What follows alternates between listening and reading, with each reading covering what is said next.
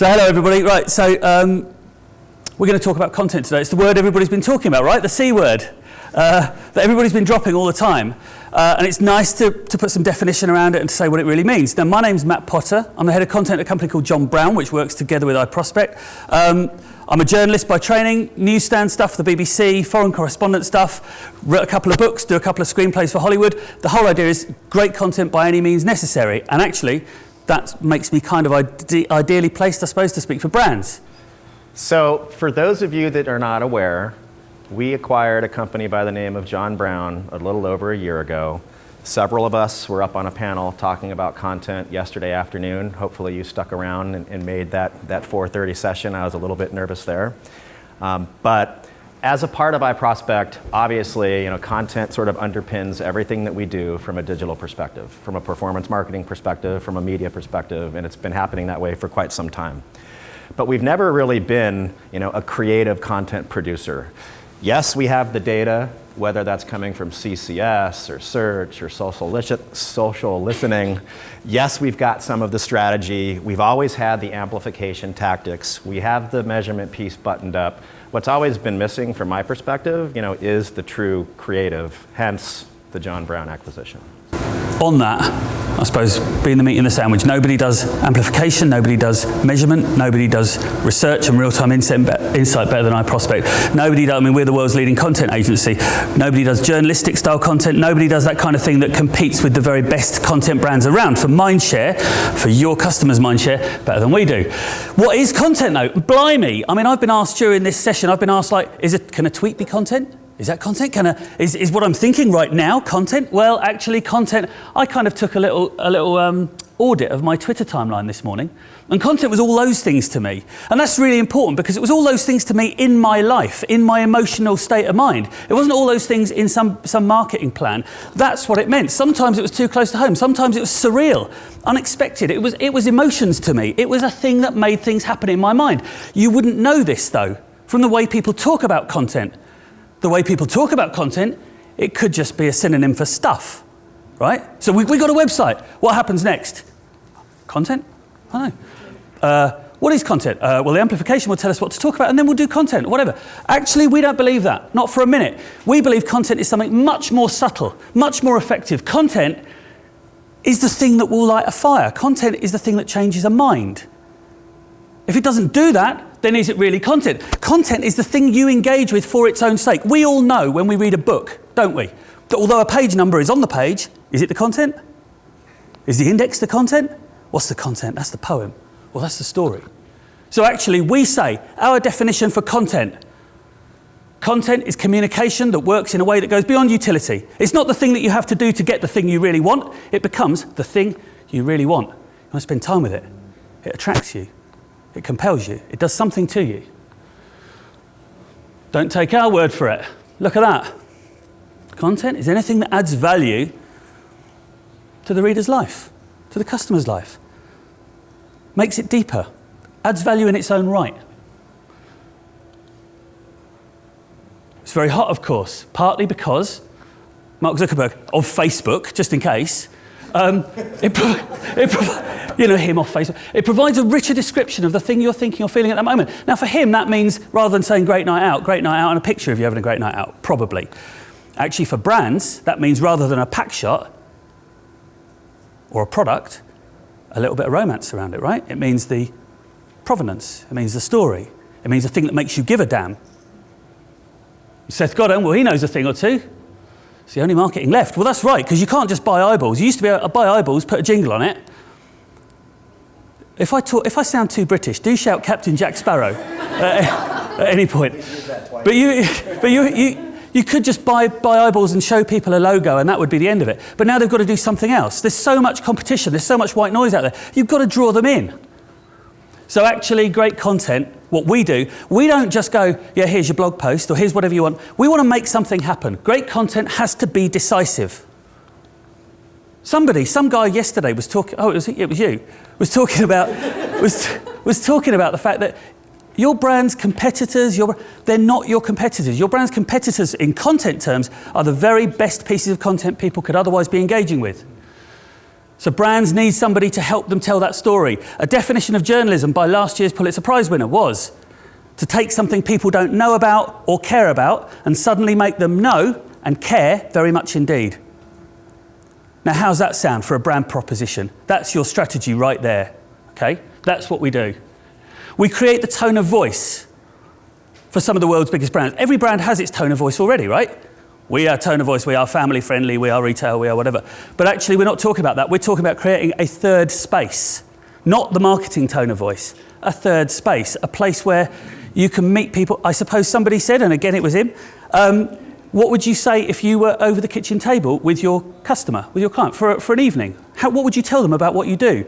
Not would you give them the propaganda, but what would be the conversation? How would you hope to engage them? Those are some of the brands we deal with. There are a lot more. A lot of them are very tight about what they want to be seen as, but they need somebody to help make them credible. They need somebody to help tell their story. We do it in a lot of places, so we thought we were quite proud about that until we saw iProspect.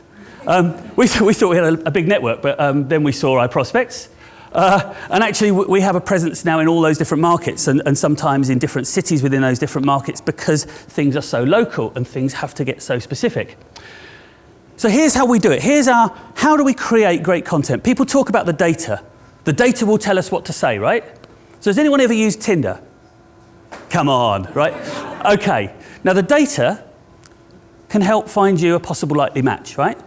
Data can do that because you've put things on your profile, they've put things, great. The data might even tell you they enjoy walks in the countryside or other things. So it might give you a steer of what to talk about. But at the end of the day, you're sat there opposite them at the dinner table. You've got to be funny, and charming. All good looking, but I choose funny and charming. And the fact is that what we do is we marry that intelligence, the data, with that human intelligence, that emotional intelligence, and that comes from great editors.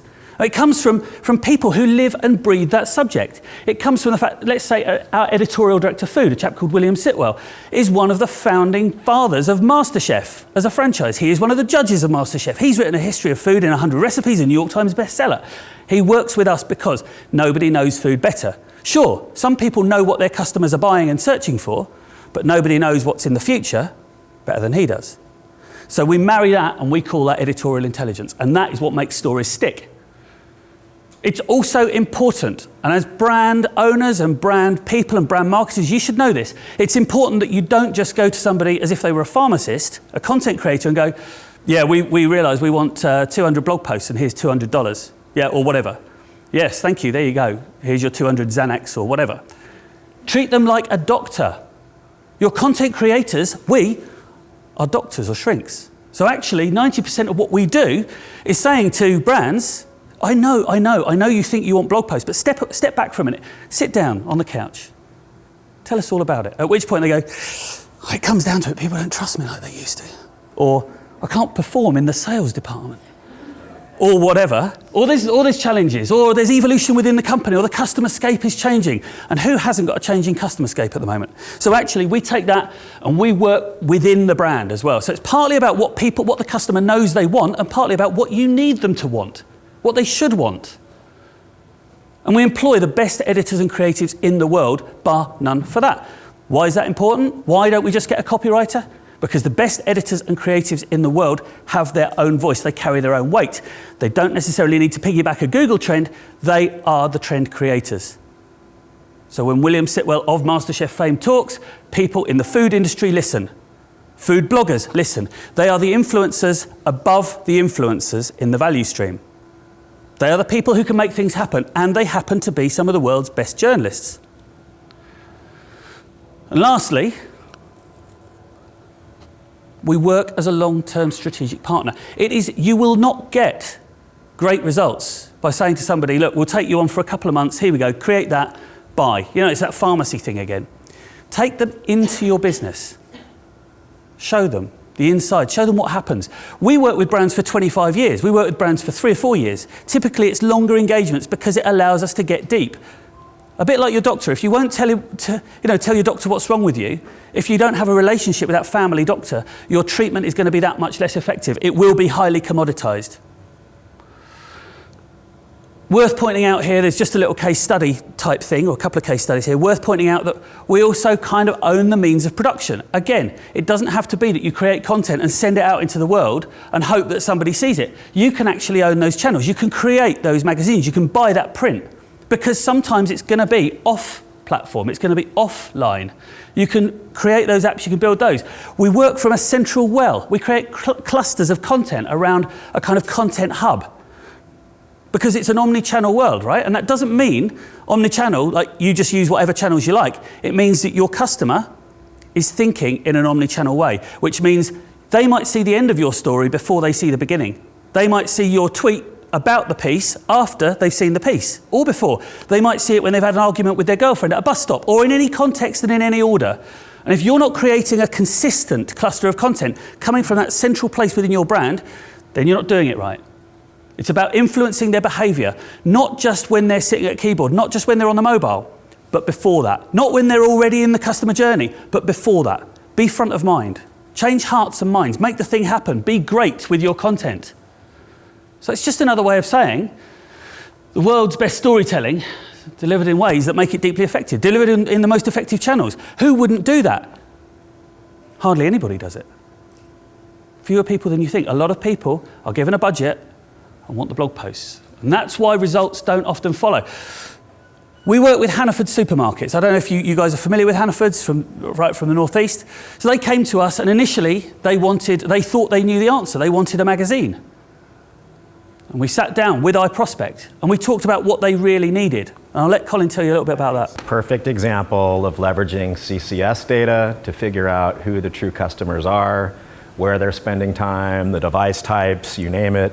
Perfect example of an amplification strategy via paid social, paid search to help really convey the messaging. So from my perspective, probably the first and most successful joint partnership between John Brown and iProspect since the acquisition.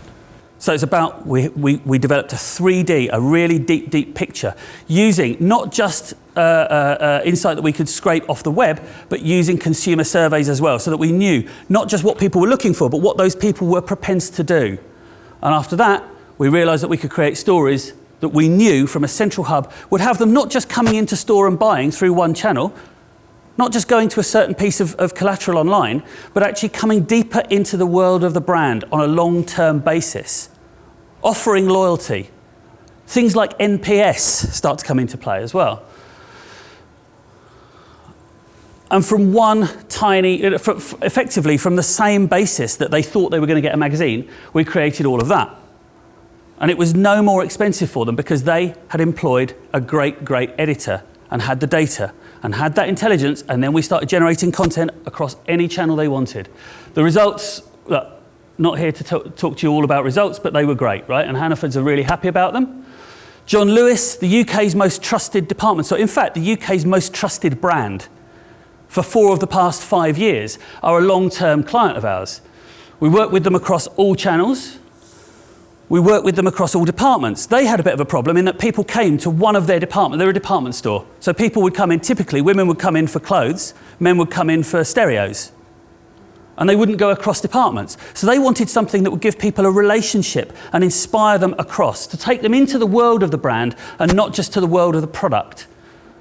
And that, originally that said 56.4% per week, which would have been amazing. But it's on a weekly basis. We give them a 56.4% uplift through branded content alone. That is, we create content, and some of it's about performance, and the rest of it is about going upstream. And it's no more expensive. But there's that philosophical problem of if a tree falls in the forest and nobody's around to hear it, did it ever make a sound? If a piece of content is produced and nobody ever sees it, what happened? So amplification's huge. And the notion that you can just magically, you can create this great stuff and people find it, it's well, I was going to say a rude word there, but it's rubbish. It's a lie. You need to treat every piece of content, every piece of great hero content, as if it were its own campaign with a long tail. So the whole bought, owned, and earned media practices at iProspect, our methodology and our go-to-market strategy is content underlies and underpins, everything that we do.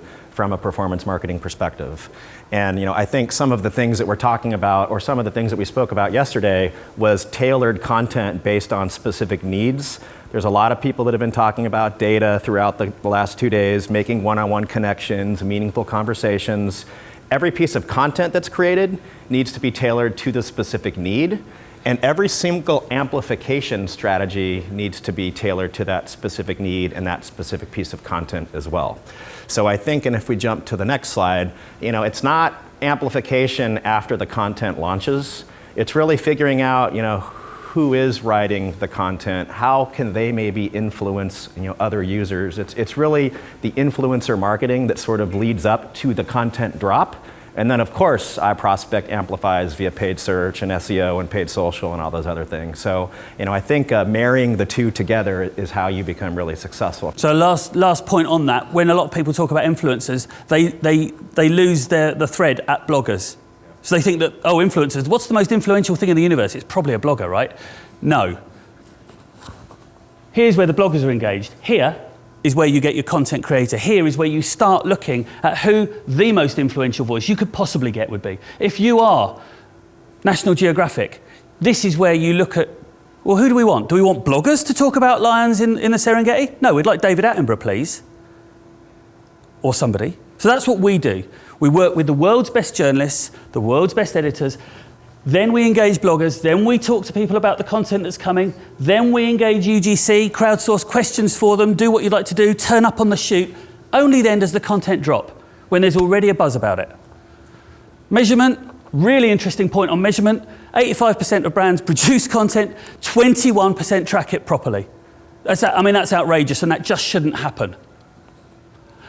And those who do track it properly, often track it in a really unidirectional way. So yeah, there are all those kind of hard measurements that we're all really happy and comfortable talking about. How many page views did I get? What's happening with SEO, all that sort of thing. But actually, what about that? That's the killer here. What about, if we're going to create a tailored measurement strategy and a tailored amplification strategy, what about building in some net promoter scores? What about building in some research into brand warmth? If we're looking at an above the funnel type piece of content, what about the stuff that that search and social will not show you? We've got the partnerships, the technology at iProspect to help measure this. We talked briefly, about social measurement on the panel yesterday. I think much like content themes need to be tailored to specific needs, amplification themes need to be tailored to specific pieces of content. Well, of course, the measurement, everyone's going to have different KPIs. You don't want to ROI yourself to death, I think was something that somebody mentioned yesterday. But having the technology to scale is something that we bring to the table. Final slide. That's not just saying talk to us. Obviously, we'd love you to talk to us, but the point is, talk to us about what your challenges are. Not about, don't just come to us and say, we'd like to engage you, here's a contract. Talk to us about what your challenges are. We're around all day here to have, to have our brains picked. If you've got a particular challenge, if you'd like to know what to do, sometimes we'll go in and do a content audit for you as the first thing, because you will have a great well of content that you're producing. Is it landfill?